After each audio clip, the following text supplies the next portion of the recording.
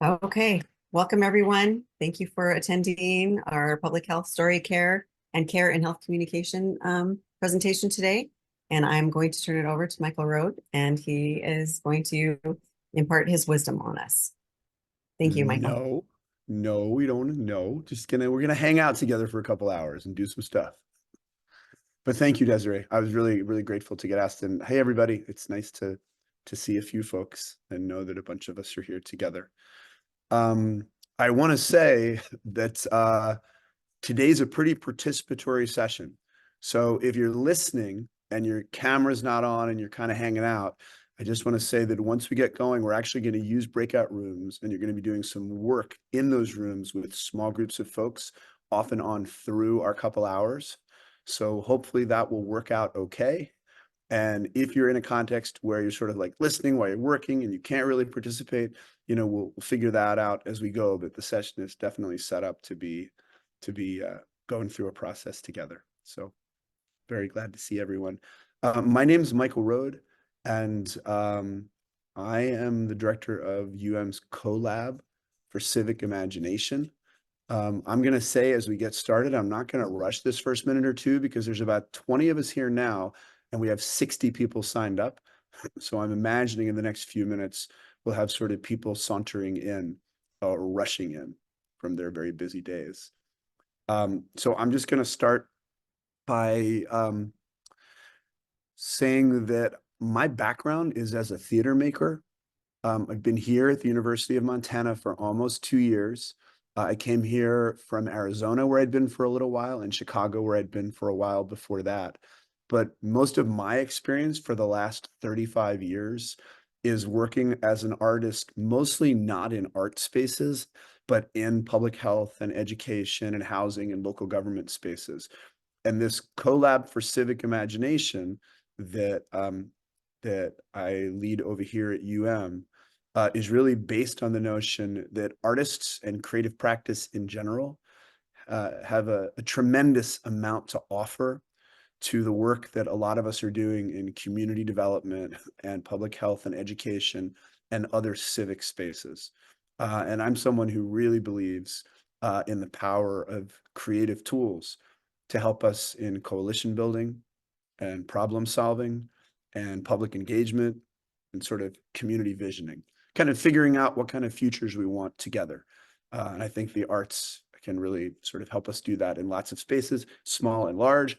And I think the only other thing I wanted to say about myself as a setup as we head into this work together today is I started at the intersection of public health and arts in 1991 when I began to work with a group of men and women in Washington, D.C. who were unhoused and who were living with HIV and/or AIDS.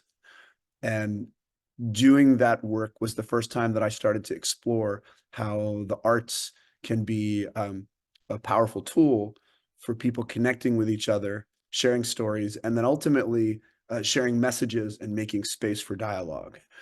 And the thing about that I thought was relevant was I spent 1993 to 1999, basically 6 years of my life or most of my 20s, working all over the US in rural, urban, and suburban communities, replicating that project of using theater to bring unhoused community members, local young people, and interested adults into collaboration to build ensembles that would use the arts to kind of help support community dialogue around community issues that were front and center.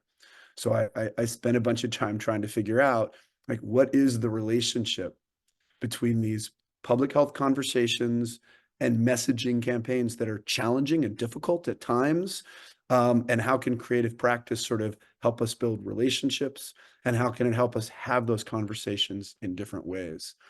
So that's kind of my background, is sort of thinking about those things for a while. And when invited to come here and talk about storytelling and narrative, it was initially framed as data visualization, and it became clear, like in the early conversation that I was having with the organizers here, that's not what I do. I'm not a graphic artist nor someone with expertise in data visualization. And we talked more about sort of thinking about health communication in general, and in particular, the work of story and engagement in that.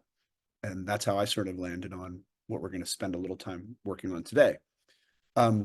So all that said, Zoom is a super bizarre place, right, for us to spend time together, as we have for a bunch of years, but it is a way for us to connect across distance and be in conversation and hopefully share some tools.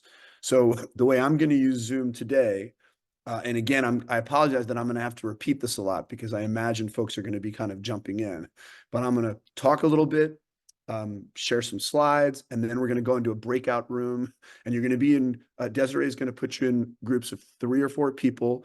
And when we go into those breakout rooms, you'll have sort of something to work on for a few minutes, and then we'll come back and then we'll go on. I also want to say that the PowerPoint that I'm going to use today, which is filled with just sort of ideas and in particular sequences of questions, Desiree is going to share that out with everybody at the end of today's session. So please don't feel that you have to like keep notes on the slides or questions or anything if they feel useful to you, because you will get all of that. And I guess the other thing I would say is I'm a real firm believer in the power of questions and in the using of questions in community spaces to help guide conversation and make opportunities for us to sort of talk about the things that are important to us. Even in the context of communication and messaging, I feel mostly like questions make more opportunities for us than just straight statements or drops of wisdom that we might try to offer. Although, of course, there is information that simply needs to be communicated. And so here today, we're going to think a little bit about some of this stuff together. I'm going to go on to this first slide, and I have your goal to consider the role of story, care, trust, and creative communication methods in disseminating public health messages, in public engagement, and in community-led strategies for equitable health outcomes. I'm going to go on to this second slide. Okay, so part of what I was thinking about today was really trying to, and some of you responded to a survey earlier in the week, which I very much appreciate. But these are the core questions that I've been thinking about going into today, and that I'm going to sort of try to work on with you, that I think are at the heart of the stuff we're looking at together. How do we effectively communicate? Oh, I have my little bar in front of my questions, so I can't read that one. But the first question is blocked out, but somebody, hey, I can see you, Amy. Could you read that first question for me out loud so everyone can hear it voiced? Thanks. Sure. How do we effectively communicate with skeptical or busy or apathetic decision makers, gatekeepers, and I'm not sure how to say that word. Yeah, constituencies. Thank you. Yeah. Oh my gosh. No, thank you, Amy. Hey, Mariah, if I'm saying your name right, just since I can see you, would you be willing to read the second question? Yeah. How do we persuade people to change behavior and take actions that will benefit their health and the health of their communities? Thanks. I'll bet people just put their cat. Oh, there's Brad or B-Rad. Could I ask you, would you be willing to read that third one? Yeah, B to the R-A-D. I go by B-Rad. Thank you for asking. How Thanks, do we B-Rad. communicate and persuade while using language and stories that meet people where they are in terms of knowledge and beliefs? Thank you so much. And Nikki, I can see you. Is it okay if I ask you to read that fourth one? Yeah, I think that's okay. I hope I'm the Nikki that you're referring to. You are. How do we engage community members, build trusting relationships, and increase our credibility as messengers, advocates, and providers?